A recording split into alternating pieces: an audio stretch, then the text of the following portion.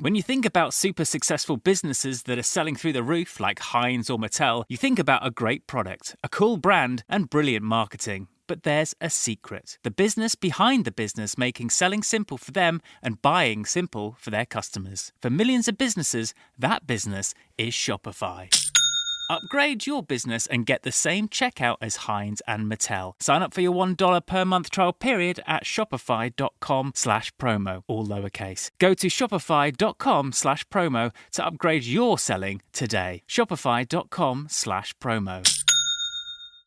This episode is brought to you by State Farm.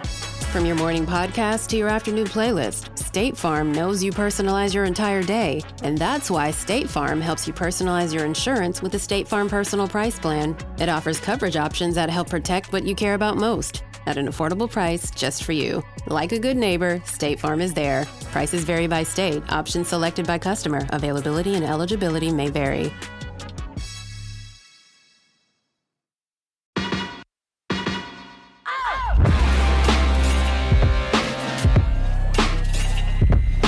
Hello and welcome to The Price of Music, the show that looks at the money behind the music industry with me, Steve Lamack, and Music Ally's Head of Insight, Stuart Dredge. We are back to sift through some of the big behind-the-scenes stories in the music business this week, but I think we should start probably with a very public display of music industry largesse. The annual Brit Awards happened on Saturday. I can't even watch the Brits now.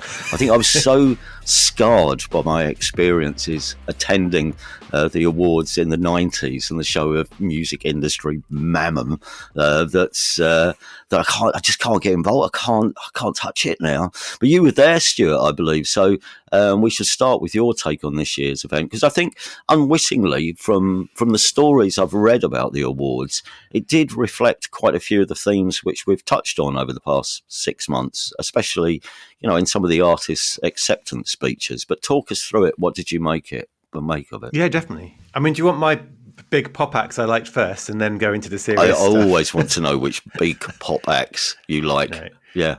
I mean, I love it because for me, it feels like a free hit of seeing a lot of artists who I probably wouldn't get tickets for normally because they're already at sellout stadium level. Mm-hmm. So yeah, I like Last Dinner Party. They were good because I've only ever seen them on like small stages before, I think, where they're kind of cramped and can't move. But like the singer was roaming around the kind of catwalk and kind of, they were filling the stage, and that was good. And I really like Jade out of Little Mix, right? Because you should go big or go home. And if you've got a song about angels, you need to end it flying above the stage wearing a massive pair of angel wings. So she really you pulled out all the stops. I think that's good. Yeah. So I enjoyed that. Yeah. But but people kept making speeches that I knew I'd have to report on Monday, so I had to had my work head on all night, which kept me nice and sober and wits about me. Yeah.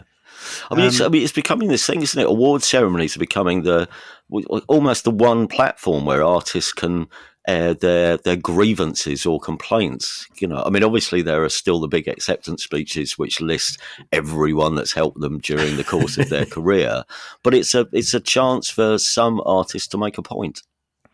Yeah, and I almost thought that Mark David was maybe script writing because 2 or 3 of them mentioned independent venues, and that was the big talking about. So Miles Smith, who won, what did he win? Best solo actor. He won a big award, and he got up and said, "Yeah, while I'm here, I want to talk to the government and the industry." So he very much prepared it, and he said, "Yeah, he was talking about British music being treated like an afterthought. How many venues need to close? How many music programs need to cut before we do something?" And he made a very direct call to big venues to support the grassroots side of things, which then Georgia from Last Dinner Party came out and said the same. Said we wouldn't be here without small venues, big venues to contribute. And they, very, very clearly. So it was, it was a very sort of, it was a big moment for that whole campaign. Yeah. And then Ezra Collective, who won Best Group, and there was a big night for them. They closed the show, they won an award. And they famously came through the youth club music program system. I think it was Tomorrow's Warriors was the organization that they met through. And he talked about the importance of youth clubs and music education programs. And he kind of said, the solutions and problems in society that we talk about, we don't have to solve them. The solution lies with giving a young person a trumpet.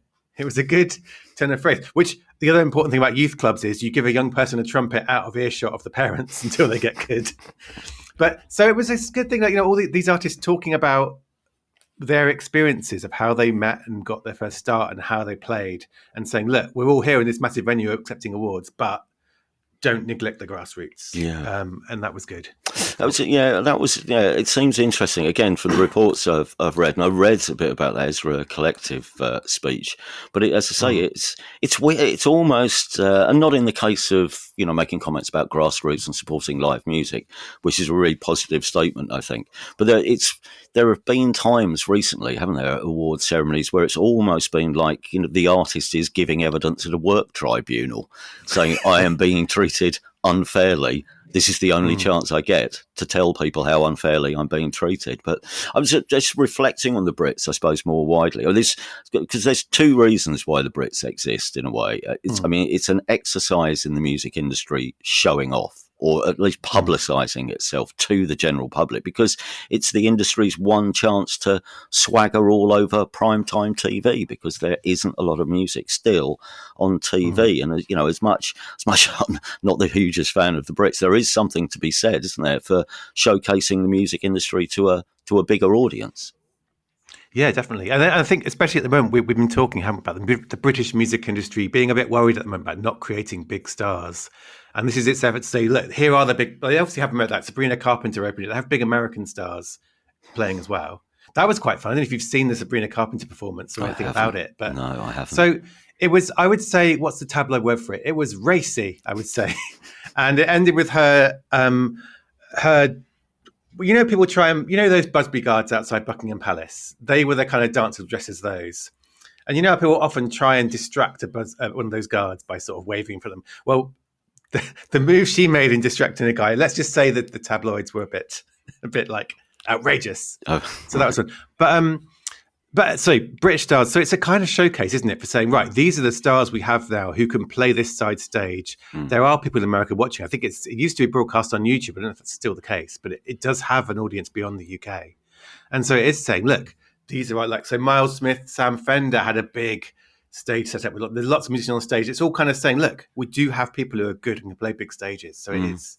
It's a strange musical landscape, though, for the Brits to exist in a way, isn't it? Because the Brits, this is the second reason for the Brits. It's the music industry putting on a massive party for itself, as well as, all the publicising they're doing of their artists and the celebration of British music. I mean, it's just giving itself an excuse to have a massive blowout at a time where, there have been hundreds of redundancies in the industry in the past year, and artists, are having their budgets increasingly scrutinised, while the big labels are just throwing thousands of pounds at this thing. Because I have no idea how much it costs to stage the Brits. But the tickets, obviously, they range in price. You can get what's the cheapest ticket? About £350. I think the cheapest one I found online was about £350. And maybe that's for the upper tiers. Upper tier, £350. If you're downstairs, what's that? About 700, something like that. Yeah, and then if you want, there's all these kind of boxes which kind of 26 grand. So it's a big. A lot of money. And like you say, there's these weird moments. That one moment was in the middle of all this, they're got Jack Whitehall was a host and he's cracking loads of jokes and it's all a big celebration. And then they had kind of an in memoriam section near the end. And that was kind of a moment of let everyone be. And then, they have to kind of walk this tightrope. And then you've got people there saying grassroots venues are dying on stage. So it is a kind of, it's a curious paradox, isn't it, of we're celebrating ourselves to be followed by, because in case you don't know, then there's a myriad of after parties, aren't there? As soon as the awards themselves finish, you didn't end up at one of the major record label parties, because sometimes it's artists, but quite often labels put a fair bit of money into staging, another party after the big party. Well, that's it. And this is not my first rodeo. And I've done that thing where you'll get excited and go to Mayfair or somewhere for a major label party and then stand in the cold for 2 hours while it's one in, one out. Right. Because everyone got there before. Right. So what I do is, my mum lives near the O2. And so when I go to the Brits, I stay at her house and I go for a cup of tea with my mum. And that is the after party. And that is the best after party, in my opinion. I suppose, I don't want to sound like some grump, the Grinch of parties. And if you are the music industry and you have made record profits, this year. And if you want to then blow some of those profits on I mean, in any other industry, if you've had a good year, you would probably put on a do for your workers, wouldn't you? So I get that. I do understand that. And I sort of don't mind. I mean, I probably should, but I sort of don't care. If you want to waste thousands of pounds on an after-show party for invited guests, then kind of good luck to you. But don't ever come back to us and tell us, or tell one of your artists, oh, your budget's really tight. You can't have an extra, I don't know, 5K for a video. Don't do that if you are parading your wealth in such a frivolous manner, because I have to say, you come across like a bunch of entitled wankers, and that's probably enough about the Brits for this year. It's all been spent on the actually, one more thing, not on entitled wankers, but in the venue, and I'm interested in it, people who watch it on TV, because I don't know how it came across on TV, but in the venue, there was very prominent branding for this new Make It Fair campaign. Was there? It's about the government. Yeah. There was on the screens in the venue, in between the broadcast bits, so when the adverts are happening. Yeah. It was very prominent. I believe there was a kind of a photo background wall somewhere where artists were being photographed against. So right. That was the other thing the industry was doing. It was using the Brits to kind of carry on this campaign about getting the government to do the right thing every that's interesting. That's really interesting. Yeah. In fact, we're going to come back to a story which sort of relates to that in a bit. Can I just mention though that aside from the Brits, there was another big industry event last week, which I mean by contrast would have probably gone under the public radar, but it was ILMC last week, which is the International Live Music Conference. It's the biggest live music conference I think basically in the world. It's now in its 37th year. It brings together promoters and agents from all over the world, basically to network and to plot the future of live music. And I mean, again, many of the things we've mentioned on this podcast were discussed. So growing markets around the world, there was panels about green initiatives, the changing habits of music fans, that came up quite a few times, the economics of live venues in an era when young people are drinking less alcohol, that came up a lot, because I guess, trying to, basically the point being made that in a lot of cases, some live music venues are very reliant on booze sales to keep them afloat. So there was that, of course, a lot of debate around the challenges facing grassroots venues. I sat on a panel talking about that. But can I mention a couple of things which I think are worth sharing with our listeners? And both of these came up in a panel called The Tour 2.0. Short change, and it was examining, amongst other things, why tours are becoming shorter and shorter. This is something which we mentioned, didn't we? And they used the stat, which is I think the average sort of grassroots headliner tour back in 1993 was 22 dates. The average these days has gone down to 11 dates. So that was the sort of starting point. But two things. And we have the panelist Brian Message from ATC to thank for these. Brian's it's old school. It's been, because ATC, it's a live agency and a management company, and I think Brian's probably been in the game now for 30 plus years. But he manages Nick Cave, Polly Harvey, Tom York, and Johnny Marr. Right, so I mean, a very very informed manager, very experienced manager. But he came up with two things, right?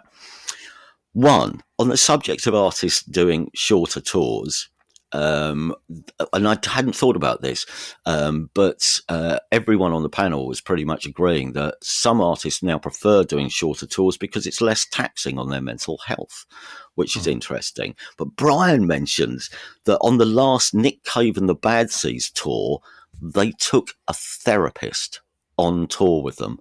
A tour therapist, which I think Brian said cost £40,000 to take a therapist on tour. And then he said, to be fair, he wasn't really called upon much, but it was nice to know he was there. But that was one thing which I hadn't really thought about. But as coming to new ways of trying to make sure that artists' mental health is considered on particularly long, world tours, or if you're on one of those big tours across America. Talking of which, this is the other point which I thought, I hadn't thought about this.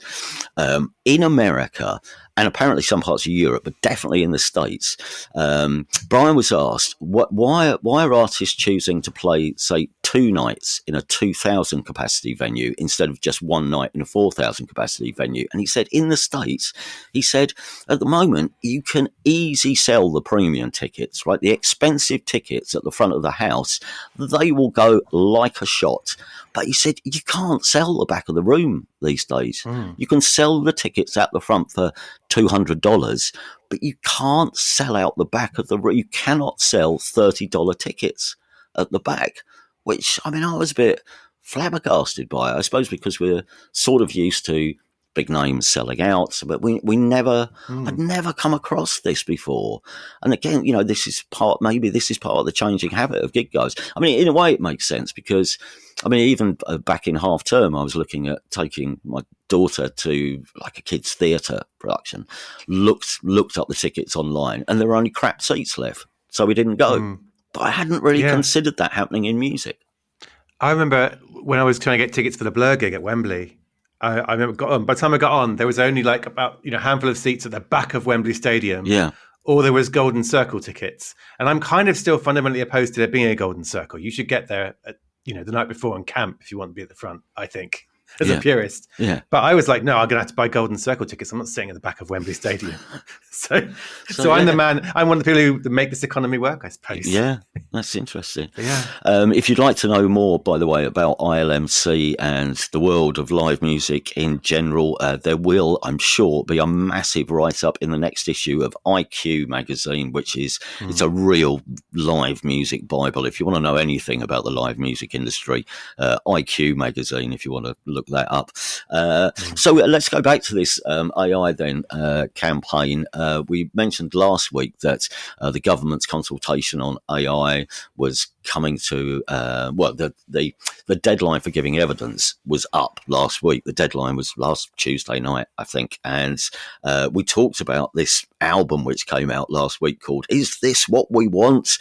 Which is, I don't know, 10 or 12 tracks of just, it's not silence, but it is just recordings of the sound of empty studios and venues, with the artist making the point that if you don't pay us fairly, this is all you'll be left with.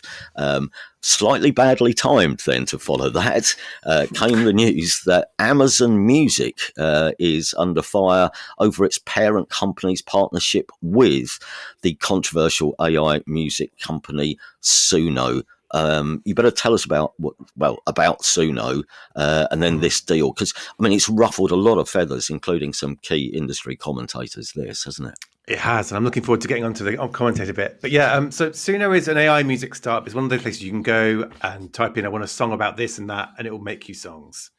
It's one of the two biggest ones. To get the money angle in, it raised $125 million of funding last year. So it's one of the most well-funded AI startups. And it's also one of two being sued by major labels. And as part of that lawsuit, its CEO took a few pot shots at the industry, basically saying they're dinosaurs who don't get this. So there's kind of no love lost there. And that's been one of the most prominent lawsuits. Everyone knows about it. No one would know Suno in the music industry without knowing it's also being sued. And then last week, Amazon unveiled a new version of its Alexa voice assistant. I don't know if you've ever used it. It's where you go, Alexa, play me some music, or Alexa, set me a cooking timer, or do my maths homework for me, which I've seen one of my sons try before. So it's its flagship kind of, any Amazon device comes with Alexa built in. And there's now a new version called Lex Plus, which is going to be much smarter. And that's because it's got loads of AI technology working in and around it. And there's lots of exciting stuff for music there. Like you'll be able to have a conversation with these devices saying, well, I want to know about this kind of music. Tell me some stuff. But you'll be able to dig into kind of different genres of music and different stuff and discover things. So that's good. But yeah, one of its first partners is Suno. And it was buried in sort of a developer blog was where I found it, saying, by the way, yes, one of us by Suno. And they're working on a way that you better talk to your Alexa device and say, make me a song about biscuits or whatever you want to do. Mm-hmm. And it will do it. So it's a new way of interfacing this thing. And so this is not Amazon Music doing this deal. That's one of the things I want to make clear. It's Amazon, the bigger company behind it. And they've had a partnership with this company. And Amazon Music is now coming under fire. People are saying, hang on a minute. because last December, I think it was, Amazon Music renewed its deal with Universal Music Group and said all the things we're going to do together. And one of those things was addressing unlawful AI-generated content. And that is exactly what Universal thinks Suno is doing. So it does seem like a bit of, and like you say, there's been, well, did you read that? It was Music Business Worldwide, wasn't it? Did you read the piece? I did. That they wrote? I did. And that was, I think they went in I would say, and I loved him at MBW. He went in absolutely two-footed on Amazon Music with a letter to Steve Boom, who's Amazon's head of music, didn't he? And it was very much setting it out why people might be cross about this.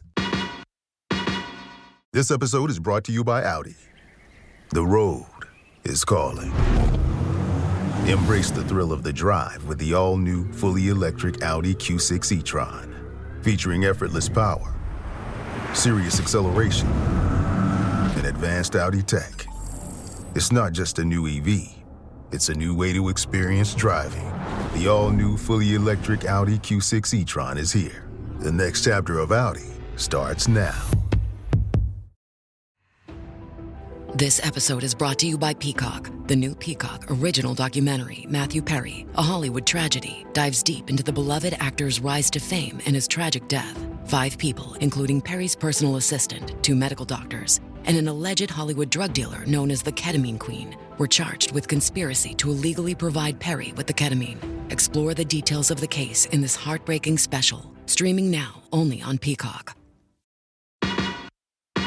Yeah, well, it's the contradiction, I suppose, isn't it? That unfortunately for Amazon Music, if Amazon Music are doing deals with the major labels, it's unfortunate then that Amazon have done this deal with a company that all the major labels, or at least 2 of the major labels, think are acting nefariously, shall we say. Can we go away with that? I think we can. But yes, because they accuse Suno of not paying for using their artist material to train their AI on. So yeah, it's complicated, isn't it? And as I say, it's quite a big contradiction.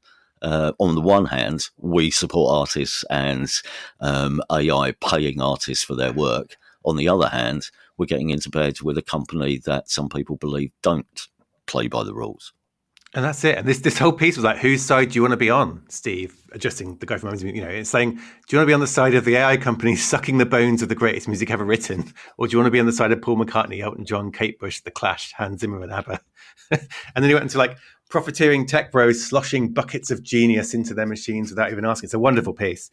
But yeah, and this is the thing. This is that Amazon Music maybe has this problem more than others because its parent company, Amazon, not only has done this deal with Suno, it's also invested $8 billion in another company called Anthropic, which is one of the big ChatGPT style companies. And Anthropic is being sued by music publishers who say it copied their lyrics and put them out without permission. Really?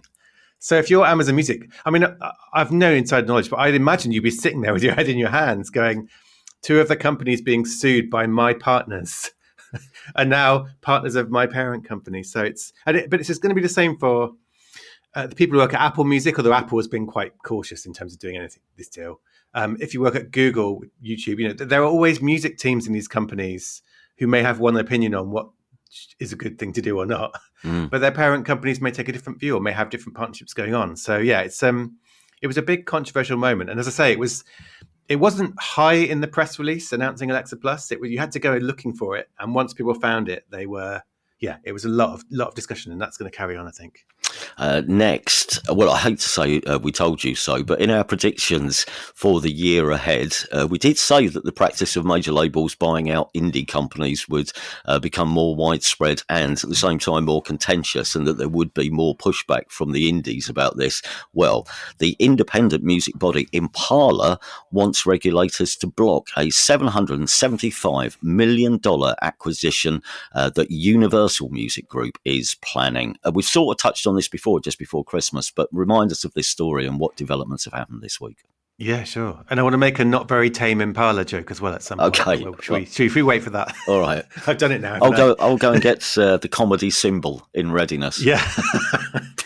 Well, the original deal, like you say, so Universal Music's subsidiary, Virgin Music Group, which is its bit that deals with independent music. So it's its distribution arm rather. They want to buy Downtown Music for $775 million. And Downtown does a lot of things.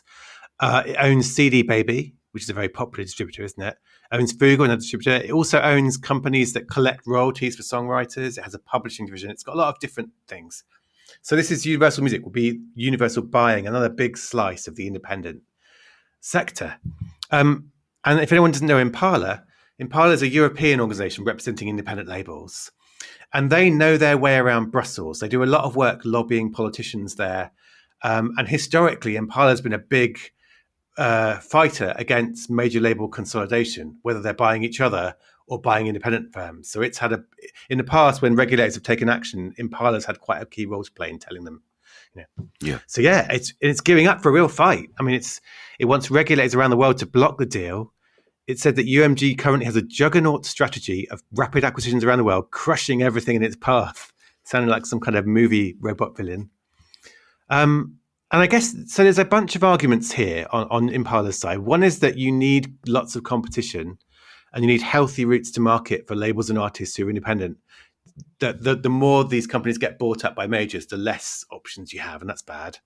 And they also think that major labels have more power to dictate how licensing deals work with digital services. So when they go in to negotiate with Spotify or Apple, they'll have a bigger share of the market and they can say, right, this is what we want to get paid.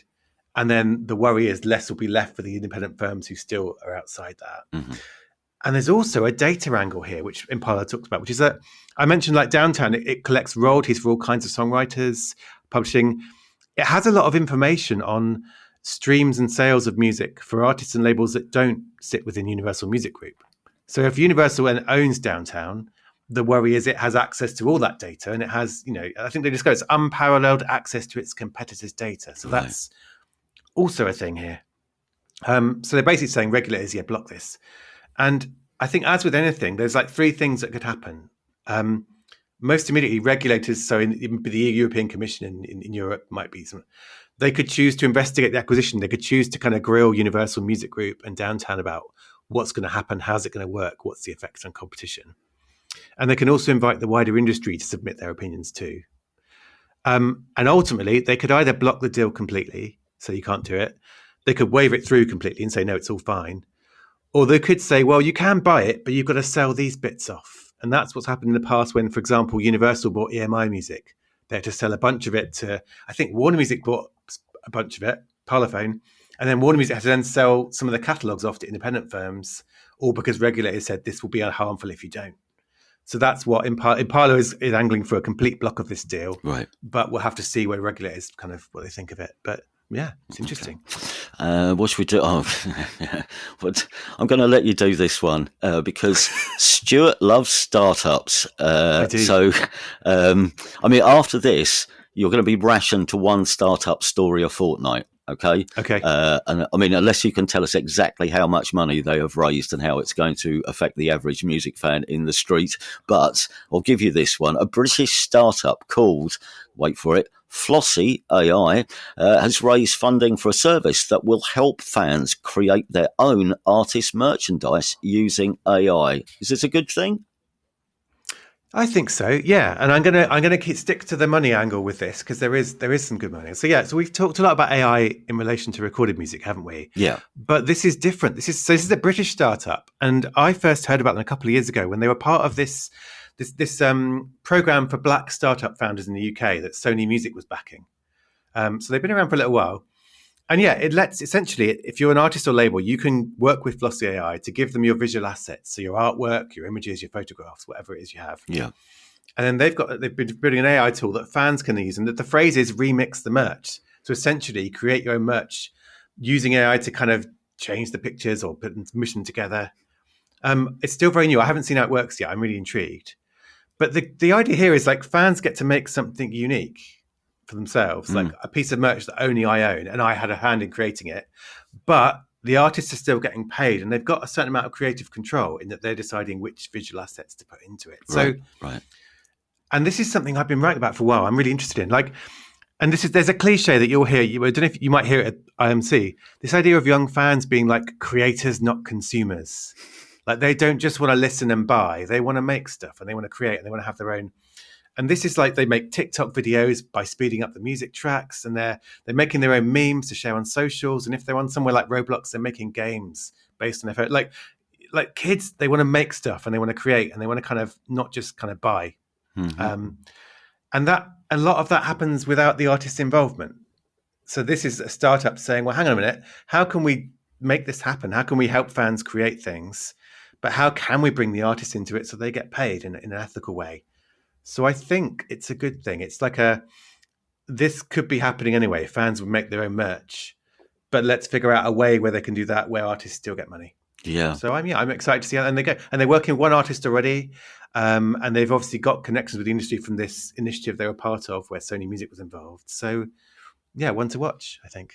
I mean, the idea of, there always has been a certain amount of DIY culture, hasn't there? There was a period, I think, back in the 90s particularly, where if you went to a festival, you'd see loads of homemade T-shirts. And this is obviously this is a different thing because you, as you say, you're taking the assets that you're given and making a T-shirt out of that. Whereas I was at Tea in the Park in Glasgow, and the best T-shirt, and I actually stood and laughed out loud as a kid walked past in a T-shirt that said, "If you tolerate this, then your children will be Neds."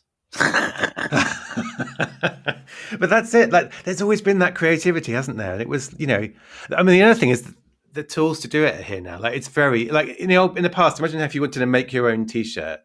You had to either learn how to do T-shirt printing, or you had to know someone. Whereas now you can create images very easily on a computer. There are services that let you put any image on a T-shirt and order it. Yeah.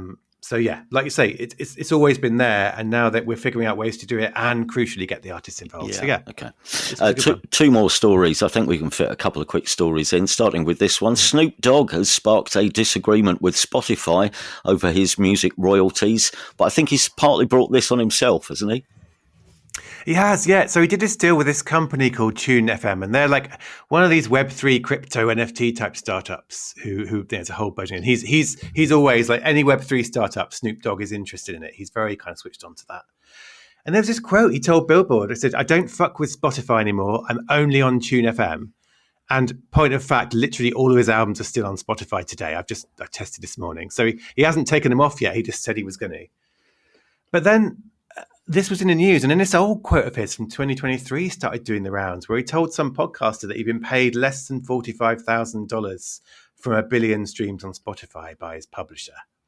And this is an old quote, but it started circulating again last week after he did this deal.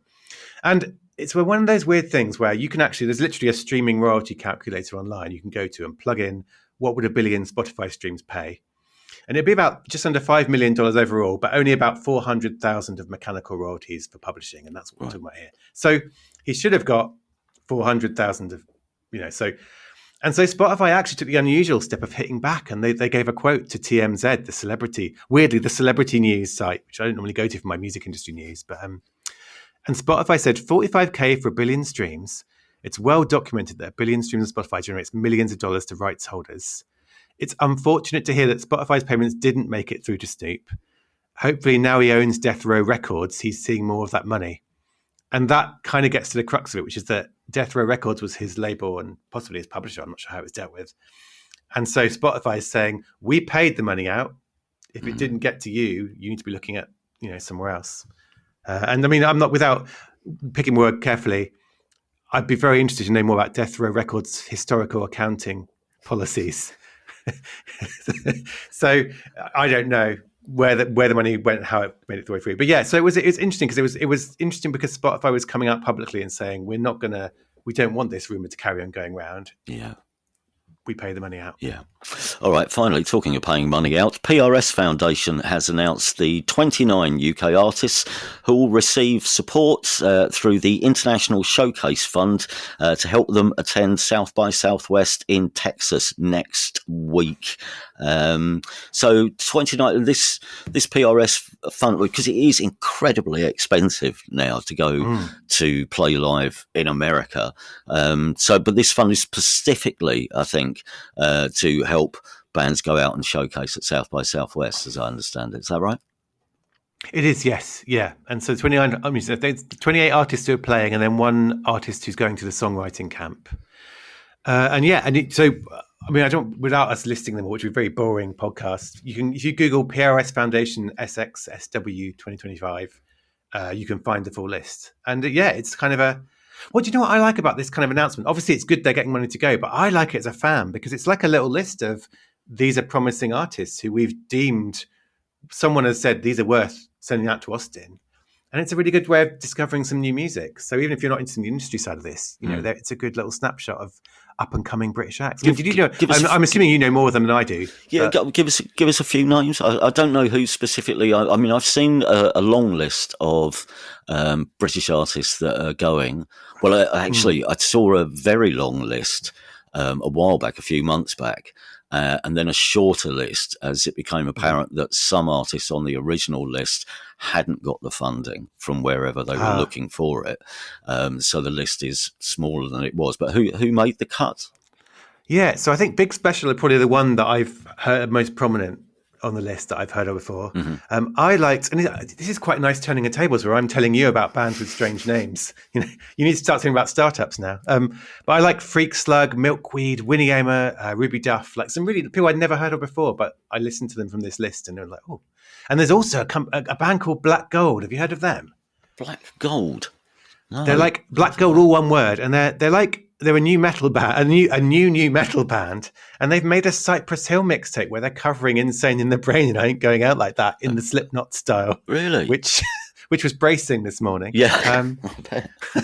So it's kind of So it's good, but it's good. It's because, like you say, like it's expensive, isn't it? But it's also well, is it still a good showcase? I mean, that's the thing I always wonder. Is it, do you get your money back from going there? I mean, what do you get, this will be interesting because we will delve more deeply into the economics of South by Southwest and what it costs to go and play there in a couple of weeks' time. I'll be able to tell you because I'm off to South by once again next week to see what it's like. I've had a shufty at the showcase bills. I mean, I spent about 4 hours the other day just going through and doing what you've done with that PRS list, which is just going through and listening to particularly some of the American artists who I don't know who are playing there. And I haven't found anything which, it's not like the year where I heard We Are Scientists before going. And they were the first band I saw when I got there. And I didn't need to see anything else because I just fell in love with We Are Scientists on the opening night. But I haven't found my, the bands, the one that I'm really excited by yet. And again, I think we'll talk about this when I get back. But just looking at the lists of artists who are playing, I would hazard a guess that there's probably in the region of 40% solo artists or 50% solo artists. And it's interesting, just coming full circle to where we started at the Brits, that Artist of the Year has 10 nominees and Band of the Year has 5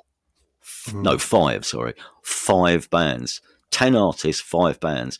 And I don't know whether this is suggestive of where pop music is and where it's going, and particularly post-COVID and in the economic climate that we find ourselves in, that it's just easier and cheaper doing it on your own. And it's the economics which are leading the creatives or the creative path. Well, Do you see what I mean? Putting a band together, you're instantly timesing everything by 4, aren't you, in some ways? Yes, yeah. But yeah. So, do you know, was it like 6-7 years ago, I embarked on a project, a very ill-considered project one year of like, I'm going to make a playlist of every band playing South by Southwest and listen to them. And I think I got halfway through the Bees. It wasn't the showcase bands, it was every band. I got halfway through the Bees and was like, no, I'm never going to do this, am I? Yeah. There's some good ones in that. Yeah. But yeah. We'll tell you, as I say, more about South by and what it entails and what the industry are talking about at the moment over there when I get back in a fortnight's time, which means you'll be holding the fort on your own next week. I will be, yes. We're kind of hopefully sorting an interview out, which I can't quite confirm yet, but if it comes off, it'll be an interesting one. Excellent. So, yeah. All right. In the meantime, thank you very much, as always, for listening. And if you have enjoyed the show, please do subscribe in your podcast app and give us a review and a rating if you get the chance, because it does really help with the algorithms and boosting the show's profile. You can also, if you do like what we're doing here and you find it helpful, you can throw us a couple of bob by becoming a Price of Music fan or super fan. Head to patreon.com/thepriceofmusic for more details. And if you have a question which you think we might be able to answer, or find someone who can answer it, any questions, just email us at thepriceofmusicpodcast@gmail.com. Thanks again, everyone. Ta-ra.